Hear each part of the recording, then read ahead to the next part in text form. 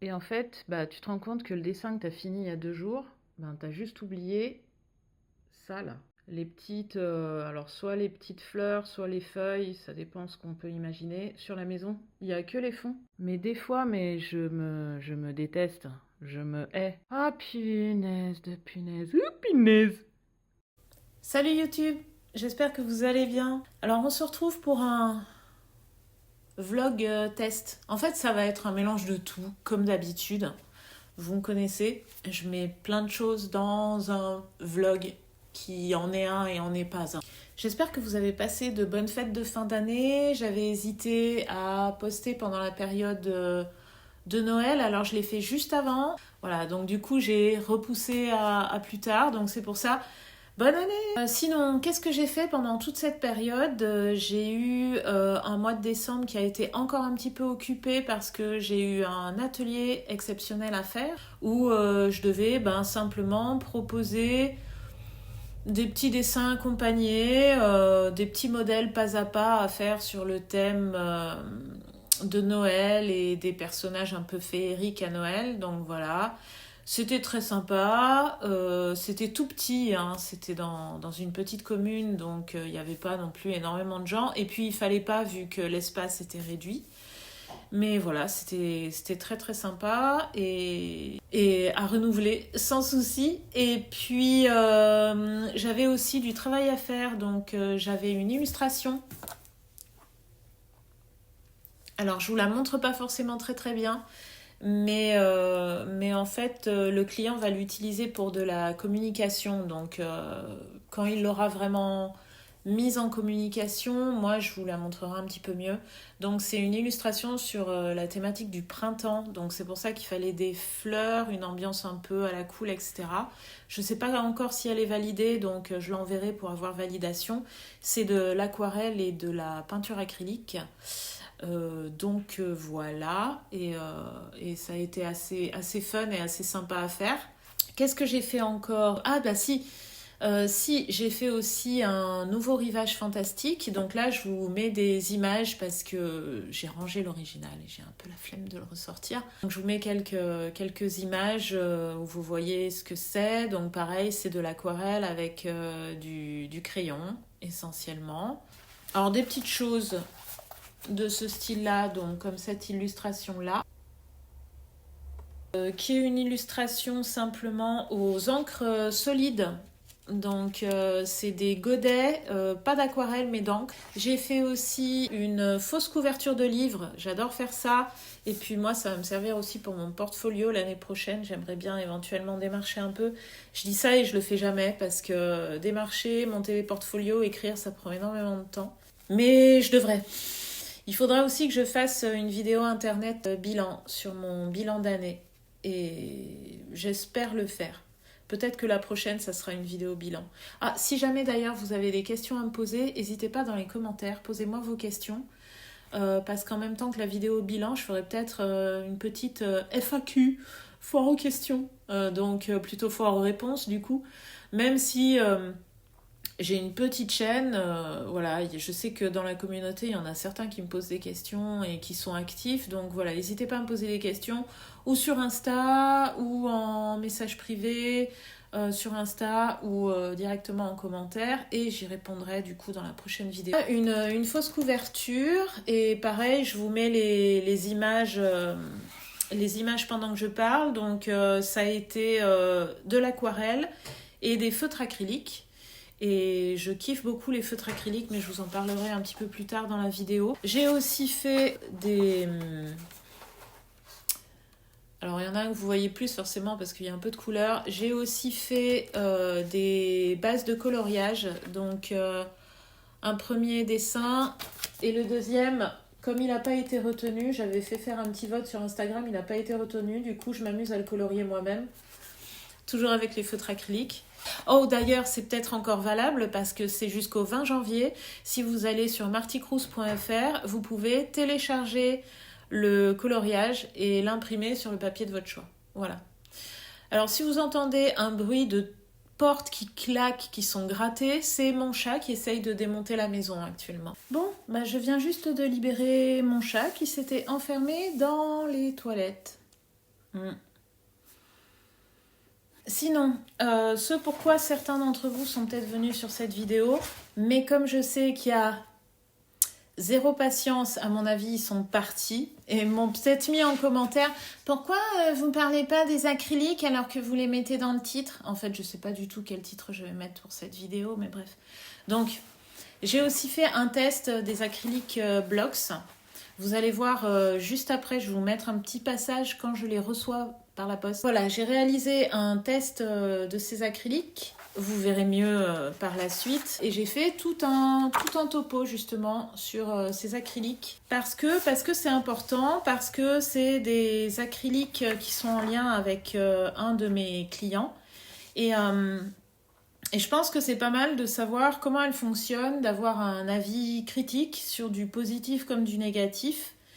Et surtout de voir comment on peut les utiliser parce que qui dit un type de médium, peinture acrylique, veut pas dire que toutes les acryliques sont identiques. Selon les marques, même selon les couleurs, etc. C'est vraiment un ressenti différent et des utilisations différentes. Et là, en l'occurrence, c'était un petit peu particulier. Donc voilà, donc tout de suite après, je vais vous en parler, vous allez voir ça. Et en fin de vidéo, si jamais ça vous plaît moins, on va parler lecture, donc livre. Si vous partez avant les livres, mettez-moi quand même un petit commentaire, ce sera gentil. Ne serait-ce que pour me dire, voilà, laissez à l'acrylique éventuellement, les petites choses comme ça. Et puis pour ceux qui s'intéressent aussi à la lecture, même si vous n'êtes pas lecteur, mais que vous aimez bien quand on vous raconte un peu des livres, etc., restez jusqu'au bout. Voilà. Hello les gens, le soir tombe. Je reviens de récupérer quelques petits colis. J'avais envie de vous montrer ce que j'avais pris. Alors notamment ce premier colis là. Donc ça c'est une commande qui vient du Géant des Beaux-Arts. Je me suis commandé des peintures acryliques. Alors des peintures acryliques, j'en ai énormément. Clairement, je n'ai pas besoin de peinture acrylique. Mais ceux-là, je les ai prises parce que c'est des peintures acryliques qui sont assez difficiles à trouver. Clairement, on les trouve quasiment jamais dans les magasins. Très très peu. Peut-être en région parisienne, donc autant vous dire, toujours la capitale quoi. Alors, ce sont des acryliques qui sont très très très onctueuses. Donc ça j'adore. Et j'ai sélectionné des tubes qui normalement sont très couvrants. J'avais fait exprès de ne pas prendre les couleurs primaires, mais de prendre des couleurs qui s'en approchaient, mais qui avaient une couvrance totale. Donc c'est l'équivalent des couleurs primaires, mais c'est pas bleu primaire, etc. Donc j'ai choisi ce bleu là, parce que je voulais que ce soit le plus couvrant possible. Donc il a un indice de couvrance qui est au max. J'ai pris aussi le jaune titane moyen, pareil parce que l'indice de couvrance normalement est au max.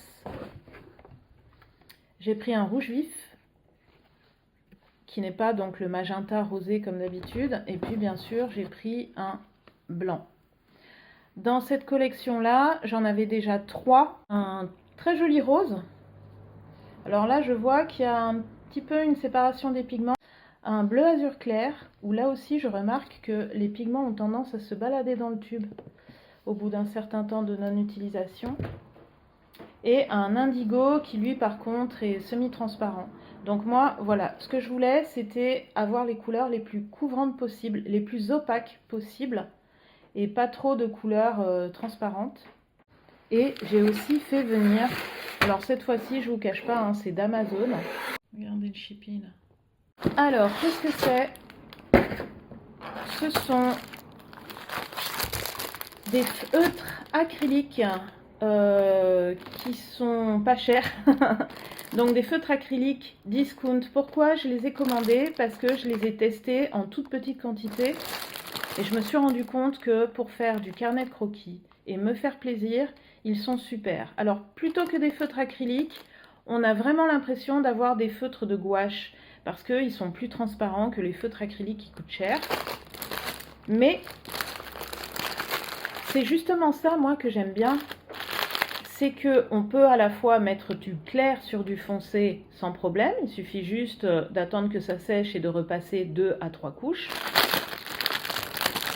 Mais du coup, on peut aussi jouer sur de la transparence et faire des mélanges de couleurs. Chose qu'on ne peut pas faire avec les marqueurs acryliques qui sont 100% opaques. Donc dans ce cas-là, la moindre qualité, je l'aime bien. Parce qu'elle m'ouvre plus de possibilités.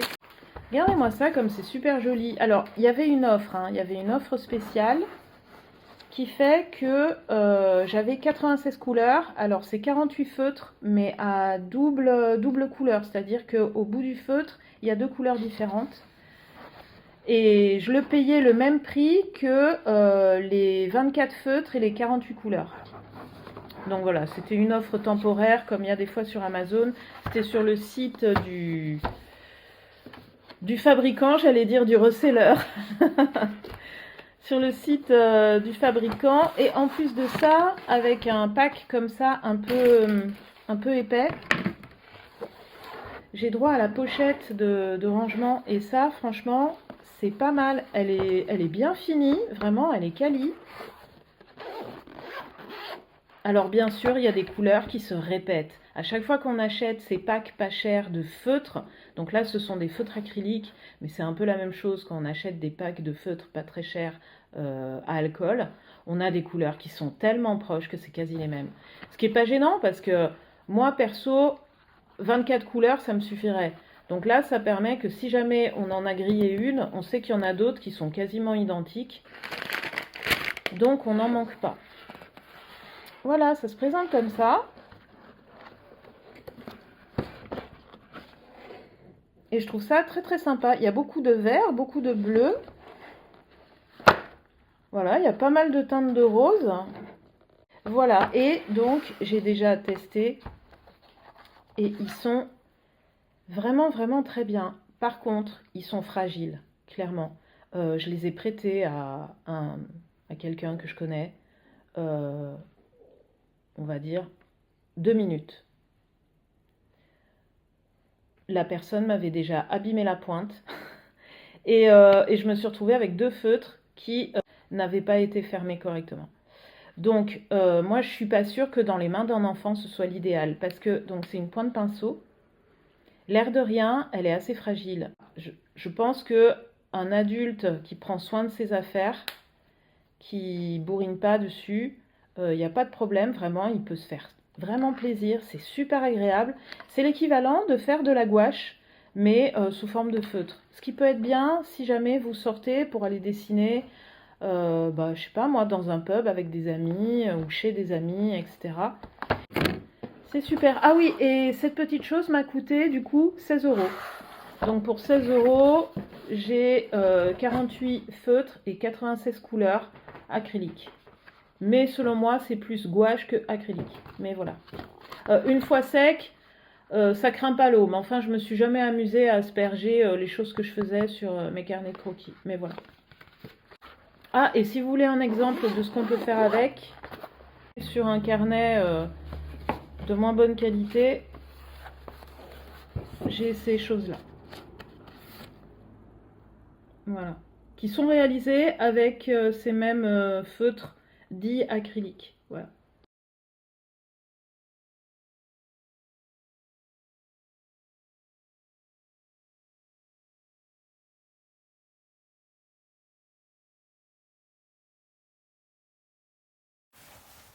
Donc voilà, on se retrouve pour le test de ces acrylic blocks.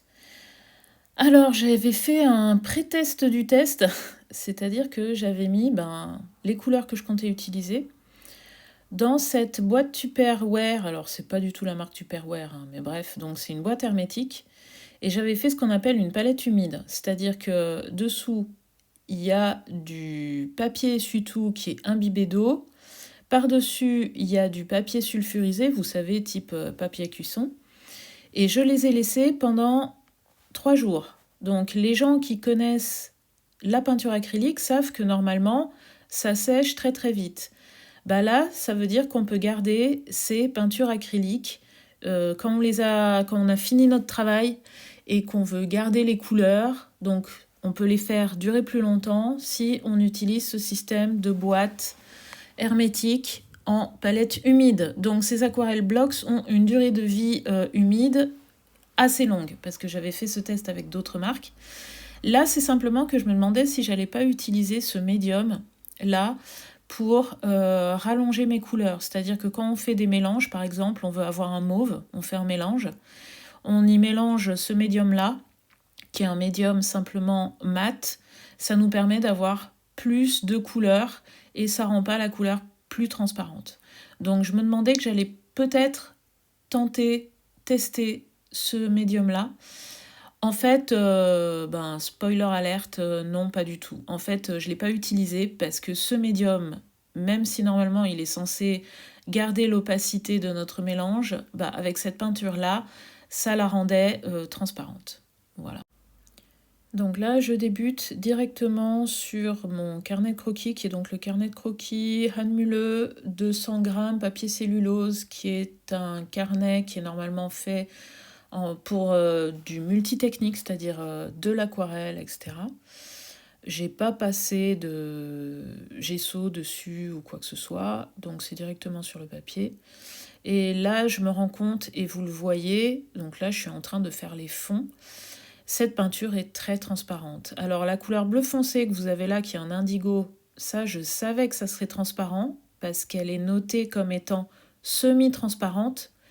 Et en fait, elle est transparente à 100%. Bien plus que semi-transparente, elle est transparente. Et même les bleus, donc là je fais des mélanges avec des bleus, avec du blanc de titane qui lui est censé être très opaque. Et bien même le blanc de titane en fait est assez transparent.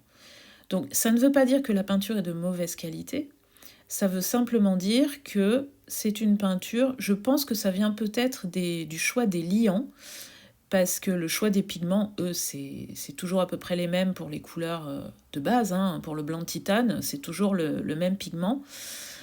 Mais je pense que ça vient peut-être des pigments. Alors, ça ne vient pas de la quantité de pigments, parce qu'au contraire, les acrylic blocks sont connus pour avoir une grande quantité de pigments dans leur mélange.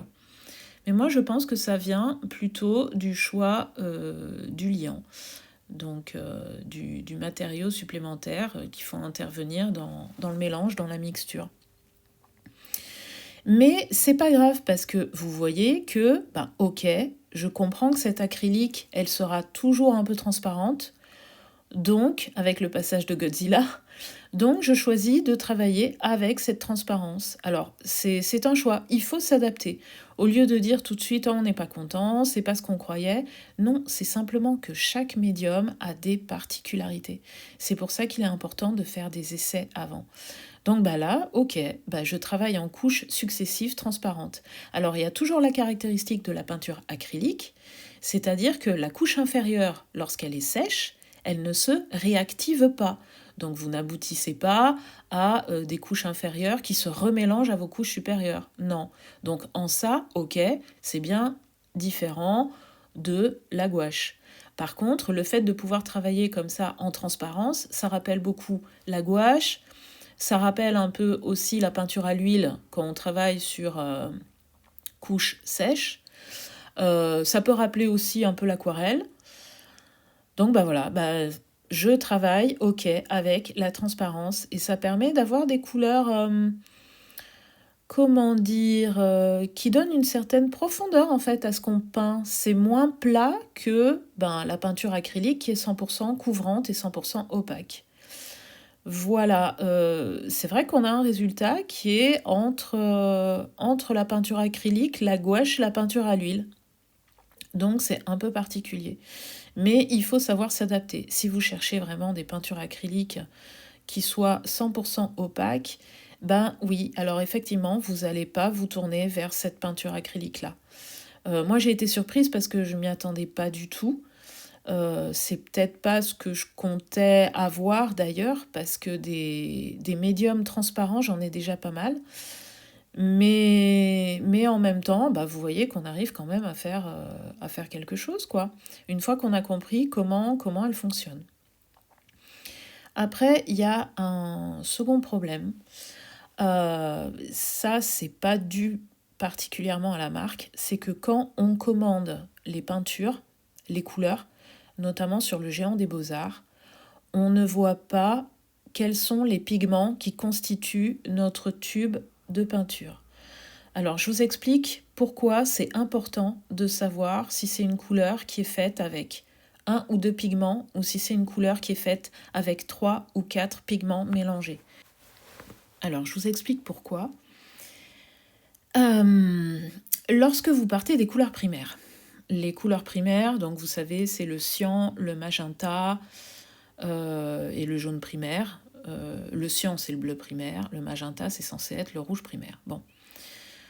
Chez Blox, je les ai pas pris parce que leur magenta est très très très violet, déjà de base. Donc c'est un peu compliqué d'avoir un vrai rouge. Il est même plus que violet, il fait très rose, enfin c'est vraiment vraiment particulier. Mais ça arrive chez pas mal de marques. Donc j'ai essayé de chercher sur le Géant des Beaux-Arts, comme je vous ai expliqué au début du passage. Donc j'ai essayé de trouver des couleurs très proches des couleurs primaires, mais avec une opacité vraiment à 100% supérieure. Parce que déjà, donc, le magenta Blox était plus violacé et avait une opacité qui était juste moyenne, voire même carrément de la transparence, je ne sais plus. Leur jaune était semi-transparent aussi, et leur bleu aussi. Donc c'est pour ça que j'ai voulu changer mes couleurs primaires. Donc je suis partie sur, alors là j'ai plus les tubes sous les yeux au moment où je vous parle, mais sur un rouge vif qui est beaucoup plus rouge que leur magenta, sur un bleu qui ressemble énormément au bleu primaire en termes de rendu visuel, mais qui est plus opaque aussi, et sur un jaune pareil qui est plus opaque, qui est d'ailleurs, je m'en suis rendu compte après à la réception en regardant, que c'était un pigment jaune basique, jaune primaire, avec du pigment de blanc de titane. Pourquoi je vous dis qu'il est important quand on achète ces tubes de savoir s'ils sont constitués de 1, 2, 3 ou 4 pigments? C'est tout simplement que plus votre couleur est constituée de pigments différents, plus ça sera quasi mission impossible de l'utiliser pour faire des mélanges. Si vous mélangez entre elles des couleurs qui sont constituées de 1 ou 2 pigments, vous arrivez à faire des mélanges et à avoir des couleurs assez éclatantes, assez saturées et assez belles. Si par contre, dans votre mélange, vous faites intervenir une couleur qui est constituée de 4 à 5 pigments, vous allez aboutir à une espèce de gris bouillasse et pas du tout à une couleur qui sera utilisable. Or, le bleu que je me suis fait venir, il est constitué, je crois, de 4 pigments. Donc, autant dire que quand j'ai voulu essayer de faire des violets mauves, j'ai mélangé un rouge qui était constitué de 2 pigments et un bleu qui était constitué de 4 pigments. Ce qui fait en tout 4 plus 2, 6, donc un mélange avec 6 pigments. Autant vous dire que mon violet était en fait une espèce de grisâtre bizarroïde. Alors ça peut être très sympa parce que du coup on peut aboutir à des gris qui sont sympas, mais pas trop à des couleurs vraiment utilisables. Et c'est pour ça que cette illustration, j'en suis pas contente parce que j'ai jamais réussi à avoir les couleurs que j'espérais, les couleurs que j'attendais. Pourquoi ? Tout simplement parce que quand j'ai commandé mes tubes sur le Géant des Beaux-Arts, il n'y avait pas écrit les nombres de pigments qui les constituaient. Et ça, ils ne le font jamais. Du coup, quand je m'en suis rendu compte, je me suis dit, mais est-ce que pour d'autres marques, on a les pigments qui constituent telle ou telle couleur? Et non, en fait, ils ne le mettent jamais. Et ça, c'est un problème. Quand vous avez un tube de peinture qui est constitué de 3, 4, je ne sais pas si ça peut être 5 pigments, vous savez que cette couleur-là, il faut l'utiliser telle qu'elle. Éventuellement, vous pouvez utiliser du blanc si vous avez envie de la casser un peu et de l'éclaircir, mais voilà, c'est une couleur à utiliser telle qu'elle, ce qui est très bien d'ailleurs, hein. C'est super, moi j'en ai plein des couleurs comme ça, qui sont super belles, mais là en l'occurrence pour faire des mélanges, je m'en suis vraiment rendu compte, c'est compliqué. On aboutit assez souvent à des couleurs un peu bouillasses. Et là, en l'occurrence, ouais, c'est pas du tout les couleurs que je voulais. J'ai eu beaucoup de mal à faire du vert, toujours à cause de ce bleu qui est constitué de beaucoup de pigments, pour un rendu qui pourtant ressemble beaucoup à du bleu primaire, mais il y a 4 pigments qui le constituent, quoi. Donc j'ai eu beaucoup de mal à faire mes verts. Et mes violets, n'en parlons pas. C'est pareil, ça a été assez compliqué. Donc là, par contre, point positif que vous voyez, c'est que je peux vraiment travailler en transparence. Donc je superpose ce bleu qui est assez vif. Après, j'y mettrai une autre couleur pour l'affadir un petit peu. Et ensuite, je reviendrai à nouveau avec des touches de blanc. On n'a pas vraiment besoin de diluer la peinture pour qu'elle soit transparente, hein, vraiment pas, hein. Elle l'est en fait. Elle est assez transparente. Elle est agréable sous le pinceau, elle glisse vraiment beaucoup, elle glisse vraiment bien. C'est pour ça que c'est bizarre, ça rappelle un peu la peinture à l'huile sous pas mal d'aspects.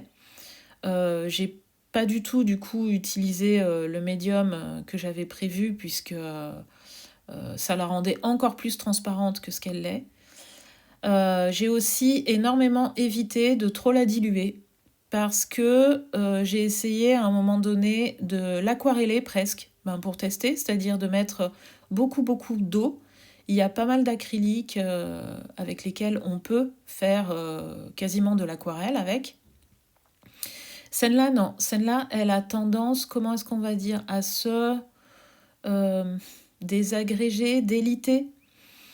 Donc, je l'utilisais quasi pure. Je l'étirais, je la tirais. Et ça me permettait comme ça, en gérant la quantité de peinture qui glisse sur le papier, de gérer la couvrance et l'opacité. Donc pour l'opacité, je multipliais les couches sèches les unes sur les autres.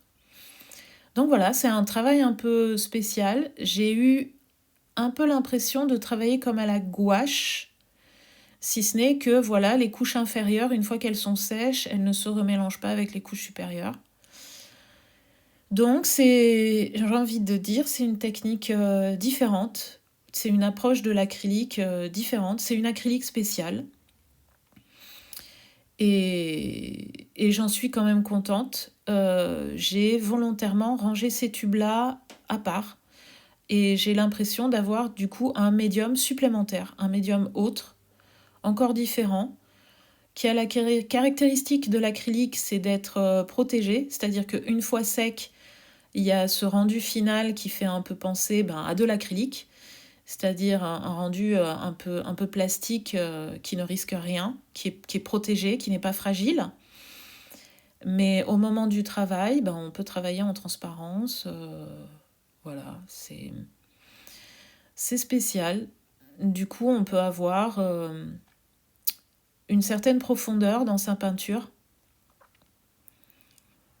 et un rendu, je ne sais pas comment expliquer, peut-être moins avec des aplats. Voilà. Si en gros c'est ce que je peux dire, c'est à peu près ça. Il y a un autre point aussi à relever, c'est au niveau de l'odeur. Elle a 0 odeur. Mais quand je dis 0 odeur, c'est vraiment 0. Il n'y a que le chat qui avait l'air de sentir une odeur. Mais je ne sais pas pourquoi, il est bizarre lui de toute façon. Mais vraiment 0 odeur. Donc voilà, gros plan sur le rendu final. Alors bien évidemment, j'ai fait ça sous la lumière parce que au moment où on décide de filmer, parfois il est tard, parfois il n'y a plus de luminosité, parfois il pleut, etc. Donc vous voyez bien qu'il y a un rendu satiné. Donc c'est pas un rendu mat, c'est un rendu satiné. C'est d'ailleurs pour ça que ça renvoie un peu la lumière de la lampe. Vous voyez toujours un peu par transparence à certains endroits le blanc du papier, notamment sous la couche d'indigo, mais ça permet d'avoir justement cette notion un peu de profondeur, donc c'est assez intéressant. La peinture dans sa palette humide est toujours humide, d'ailleurs j'ai fait un peu de gaspillage, j'avoue, c'est bien dommage, et le papier n'a pas souffert, voilà. Bon, j'espère que tout ça vous aura plu. En tout cas, ça m'a demandé un peu de temps. Donc là, on est au niveau du point lecture. Donc soit vous aimez lire et vous restez, soit vous aimez pas lire et vous restez aussi parce que je vous raconte un peu les bouquins que j'ai lus, soit vraiment, je sais pas, il y a un truc viscéral dès qu'on dit le mot lecture ou livre, vous tombez malade, vous perdez un œil, vous perdez vos cheveux, vous perdez vos dents et votre peau se liquéfie. Donc là, vous pouvez partir éventuellement. N'hésitez pas à laisser un petit pouce bleu. Retrouvez-moi sur Instagram, @marticruz tout attaché en minuscule, ou sur marticruz.fr. Et n'oubliez pas, vous avez le coloriage gratuit jusqu'au 20 janvier téléchargeable sur la première page de marticruz.fr. Vous ne pouvez pas le louper, hein. Il y a un texte cliquable, vous y êtes tout de suite. Comme ça, vous pouvez l'imprimer sur du papier aquarelle, du papier dessin, sur ce que vous voulez. Et si vous voulez partager ce que vous faites, voilà, le résultat de votre essai sur ce coloriage, pareil, n'hésitez pas aussi à me montrer ce que ça aura fait. Voilà, en tout cas, c'était cadeau, hein. Totalement cadeau, c'est free. On m'a prêté, il n'est pas à moi, faut que je le rende et j'ai complètement d'ailleurs oublié de le faire. J'aurais dû le rendre ce dimanche à la personne qui était là. Tant pis, c'est pas grave. Donc on m'a prêté Coraline de Neil Gaiman. Figurez-vous que je ne l'ai pas. Je vais très certainement me le commander. Donc je vais sûrement l'acheter, je vais le trouver en poche ou je sais pas, histoire d'avoir un panel de Neil Gaiman.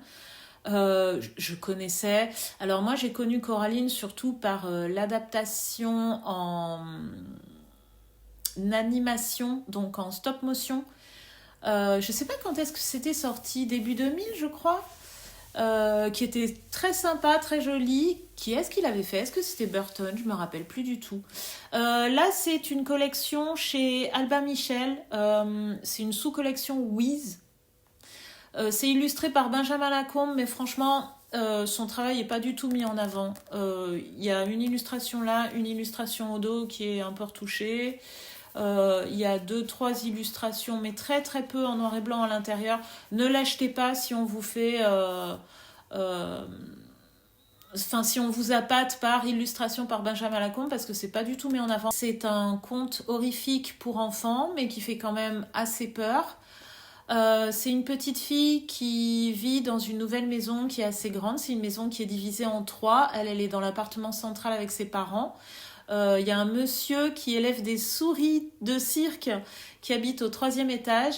Et il y a 2 sœurs qui sont des anciennes, 2 anciennes du showbiz qui vivent au rez-de-chaussée et qui yoyotent un peu, hein. Elles sont, on sent que c'est des vieilles dames, quoi. Voilà. Et cette Coraline, elle s'ennuie parce que sa maman travaille beaucoup, son papa, il travaille à la maison, il est informaticien, il travaille beaucoup. Les deux sont vachement obnubilés par leur boulot. Coraline, c'est une petite fille qui a pleine d'imagination et qui adore... se balader et partir en excursion et en découverte. Donc ça tombe bien, c'est une nouvelle maison, du coup comme ça elle part en découverte, elle n'hésite pas aussi à aller sonner chez les voisins parce qu'elle s'ennuie en fait, il n'y a personne pour jouer avec elle et des fois elle va dans le jardin qui est totalement en friche. Dans l'appartement de ses parents, il y a une porte qui donne sur un mur. Comme ça peut arriver des fois, tout simplement parce que à côté, il est censé y avoir un autre appartement qui normalement était la continuité de l'étage. Et cet autre appartement étant vide, de toute façon, il y a une séparation qui a été faite. Ce qui fait que cette porte qui normalement permettait de poursuivre sur l'étage, donne maintenant contre un mur. Donc c'est vrai que quand on est un petit enfant, voir une porte comme ça qui s'ouvre sur un mur, c'est l'imagination totale. On peut imaginer que, en fait, le mur, à un moment donné, il disparaît et que ça ouvre sur un autre monde, etc. Et sa maman a la clé de cette porte. Donc c'est une clé qui garde à la cuisine, mais bon, la clé sert pas à grand chose puisque de toute façon ça donne sur un mur. Et Coraline un jour arrive à ouvrir cette porte et elle va directement dans une sorte de dimension parallèle où vit une créature un peu migalesque qui crève de solitude et qui n'a qu'une envie, c'est de garder Coraline avec elle pour, en quelque sorte, pour récupérer un peu l'essence de Coraline. Et on va se rendre compte par la suite, par le biais de quelques fantômes qui sont là, que cette créature l'a déjà fait précédemment avec d'autres petits-enfants. Et Coraline, qui au début peut être éventuellement tentée parce qu'elle lui propose un monde calqué sur le sien avec un autre papa, une autre maman, donc cette créature même, des voisins qui ont l'air très proches mais à la fois très différents, où il y a justement cette notion un peu d'aventure, et puis surtout où la popote à la maison elle est bonne à manger quoi. Donc il y a des petits trucs de petite fille qui fait que ouais l'autre monde il a l'air sympa, mais elle sent quand même tout de suite qu'il y a des choses qui sont gênantes.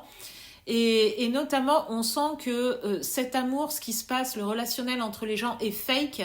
Et ça se ressent par le fait qu'ils n'ont pas de regard. Ce sont des espèces de poupées, puisque à la place de leurs yeux, ce sont deux gros boutons qui remplacent leurs yeux. Et c'est ce qui permet comme ça de différencier les personnages de ce monde alternatif avec les personnages de maintenant. Et franchement, en lisant la nouvelle, alors c'est un roman, mais c'est assez court et c'est écrit quand même assez gros. Hein, c'est pour enfants, hein, c'est jeunesse, fantastique jeunesse.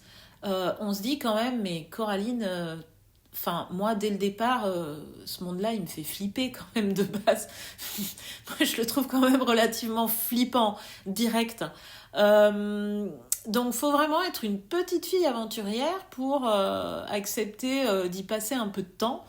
Parce que moi, dès le début, non, mais il pue ce monde-là, hein, carrément. C'est très sympa, c'est horrifique. L'adaptation en film, en cinéma d'animation, elle respectait le livre, mais il y a eu quand même pas mal de changements. De ce que je me souviens, en tout cas, du film d'animation, qui était bien, qui se justifiait. Le livre est aussi très sympa. Donc voilà, c'est certainement pas le meilleur ouvrage jeunesse de Neil Gaiman. Je préfère The Graveyard Book. Alors la version française c'est Nya Nya Nya Nobody Owens. Je vous mets le titre en haut, voilà. Je préfère clairement cet ouvrage-là, je trouve, qui est plus riche, plus dense, plus complet et qui a plus de thèmes touchants. Mais Coraline est un bon début, voilà, si vous ne l'avez pas lu, n'hésitez pas, il est très sympa. Alors, le deuxième livre que j'ai lu, ou plutôt écouté, j'ai hésité vraiment à me le commander. Ce qu'il y a, c'est que c'est un ouvrage en 2 tomes, et moi j'aurais préféré avoir la version intégrale que acheter un tome et puis l'autre. Or, il existait en version intégrale, il n'est plus édité en version intégrale. C'est une grosse œuvre. Je vous ai même pas dit donc le Talisman des territoires de Stephen King et Peter Straub. J'espère ne pas me tromper parce que là j'ai pas le livre sous les yeux. Puisque au final je l'ai trouvé en version audiobook. Alors c'est une version audiobook qui se base justement sur la nouvelle édition. Donc le tome 1 qui est sorti il y a pas longtemps. Qui est vendu super cher d'ailleurs. Et je me suis dit, c'est peut-être pas mal d'écouter en audiobook le tome 1, parce que si vraiment je le surkiffe, j'achèterai la version papier. Donc vas-y, je suis partie sur l'audiobook, lu par, je ne sais plus, mais je mets le nom là, qui lit très bien. Et, comment dire, ça sent vraiment l'histoire qui a été écrite fin années 70, début années 1980. Parce que ce tome 1 a été édité pour la première fois en 1984. Si je me trompe, c'est d'une ou 2 années. Et le tome 2, qui s'appelle Les Territoires, le tome 1 c'est Le Talisman, le tome 2 c'est Les Territoires. Les Territoires est sorti bien plus tard, il me semble qu'il a peut-être été édité, en tout cas en France, au début des années 2000 ou fin 90. Donc ils ont vraiment mis du temps quand même avant de faire le tome 2. Mais en tout cas, le tome 1 est sorti début années 80 et ça se sent. Alors ça se sent parce que c'est l'histoire d'un petit garçon qui va vivre une aventure durant laquelle il va grandir. Donc ça débute dans le monde réel, dans notre monde réel, dans les années 80. Sa maman est atteinte d'une maladie grave. Il sent qu'elle dépérit au fur et à mesure. Et en même temps, il y a l'histoire de la famille qui fait que son papa et un collègue de travail de son papa sont liés à des mondes parallèles. Donc qu'on appelle les territoires. Et ce personnage, donc Jack, s'est rendu compte quand il était petit, en surprenant la conversation entre son papa et son collègue de travail, qu'il y avait l'existence comme ça de mondes parallèles dans lesquels on pouvait entrer. Un monde parallèle très agréable où il n'y a pas de pollution, où il n'y a pas d'électricité. Alors très agréable sans électricité. Moi je suis désolée, je suis pas pour le retour trop en arrière non plus.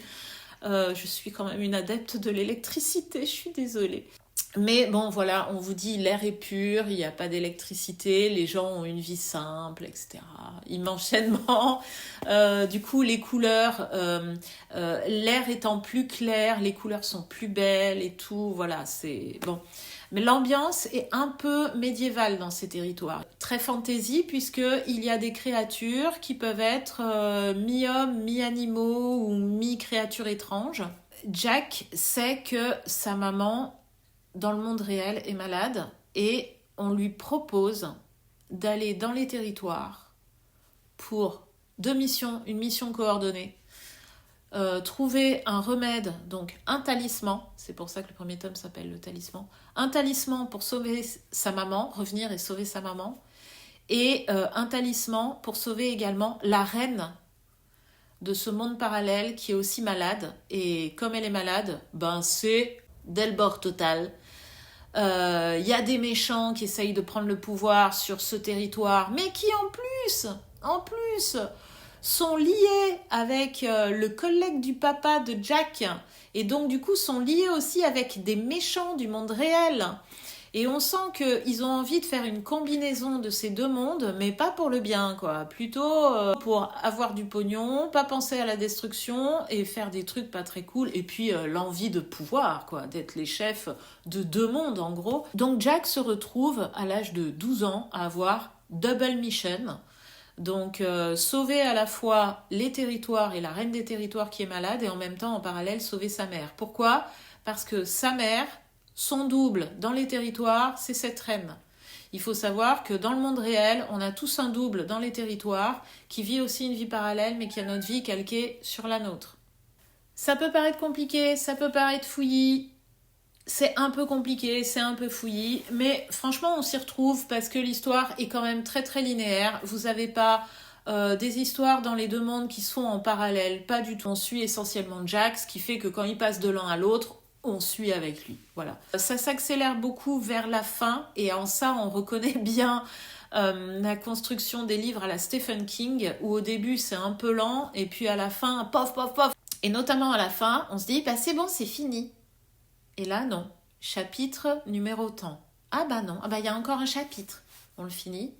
Et là, on se dit, c'est bon, c'est fini. Non. Chapitre numéro tant. Il y a encore un chapitre. D'accord. Donc après, c'est fini. Non. Ce livre-là peut se suffire à lui-même. On peut tout à fait terminer ce livre-là et ne pas partir sur le tome 2. Donc moi, si jamais je lis pas le tome 2, ça va pas particulièrement me manquer. Je vais vous expliquer pourquoi. Mais par curiosité, si j'y ai accès, je le lirai quand même. Voilà. Par contre, je pense que pour lire le tome 2, il faut avoir lu le tome 1. Mais le tome 1 peut tout à fait se suffire à lui-même. Donc si vous voulez pas trop dépenser, vous pouvez acheter celui-là. Vous avez une histoire complète qui se termine. Voilà. Le début, je trouve, ça débute vraiment un peu bizarrement. C'est un peu fouillis. Il y a des réflexions dans le livre. Je me suis dit... ah ouais. Alors il faut savoir que ça a été écrit à une autre époque. Et clairement, il y a des réflexions sur,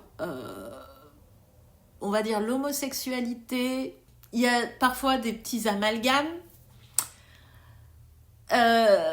Bon, il y a des petites pointes aussi de réflexion raciste, mais ça, c'est mis dans la bouche de personnages méchants. Donc, ok, on est d'accord, ça, c'est les personnages méchants. Donc, voilà, qui est le mot en haine. Quand c'est les personnages méchants qui le disent, c'est vraiment pour nous faire ressentir que ces personnages méchants sont véritablement des raclures de bidet. Donc ça, d'accord. Par contre, c'est vrai qu'il y a d'autres réflexions qui aujourd'hui, waouh, ça passerait quand même un peu moyen. Donc voilà, ça m'a un tout petit peu dérangé, ça m'a surtout fait sourire parce que fort heureusement, j'arrive à avoir du recul, mais je pense à des gens qui seront peut-être un petit peu plus jeunes, qui peuvent plus souffrir pour des histoires personnelles, etc., qui peuvent assez mal le prendre, quoi. Voilà. Sinon, l'histoire est sympa, ça se traîne un peu. Il y a des longueurs à certains moments. Il y a des personnages super sympathiques, mais au final, quand on y réfléchit, ils apportent pas grand-chose. Mais ils permettent quand même au personnage principal d'évoluer. Moi, je dirais que dans l'ensemble, ça fleure bon le film fantasy des années 80. Voilà. Voilà. Eh bien, je crois qu'on en a terminé. J'espère que ça vous aura plu. N'hésitez pas à laisser un petit pouce, un petit commentaire. Retrouvez-moi sur Instagram, retrouvez-moi sur marticruz.fr. Il y a du coloriage. Jusqu'au 20 janvier, donc dépêchez-vous. Mhm. Mhm. Sur ce, bah écoutez, je vous dis à bientôt. Je vous dis de rester créatif. Je pense que la prochaine vidéo sera peut-être un bilan de l'année pour moi, professionnellement parlant, si ça peut intéresser des gens, de savoir ce qu'il en est pour quelqu'un qui est vraiment, vraiment à 100% dans le dessin, l'illustration, etc. Et puis, n'hésitez pas à me poser des questions sur du matériel, sur de la lecture, dans les coms ou en message privé sur Insta. Donc voilà, puisque j'essaierai de coller un petit FAQ au bilan, donc à la prochaine vidéo. J'espère vraiment faire une vidéo bilan, sinon c'est complètement naze là à la fin que je suis en train de faire. Voilà, je vous fais de gros bisous, je vous kiffe, à plus. Voilà, on va finir là-dessus. Bye!